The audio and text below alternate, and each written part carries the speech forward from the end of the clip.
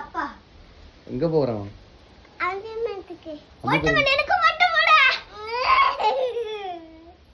மொட்டை போட்டலாமா? எந்த கோயிலுக்கு? பழமுதிர்ச்சோலை. உனக்கு உண்டு, உனக்கும் உண்டு, எனக்கும் உண்டு. நீ எப்பெல்லாம் மொட்டை போறியோ அப்பெல்லாம் டேடி மொட்டை போடுவோம். இப்போ 3வது மொட்டை போட போறோம், அதுவும் பழமுதிர்ச்சோலையில. இன்னைக்கு எங்க திருநெல்வேலி பெரியம்மா வீட்டுக்கு போய் தங்கிட்டு நாளைக்கு காலையில கிளம்புறது. என் ஃபேஸியா ரொம்ப டல்லா இருக்கு.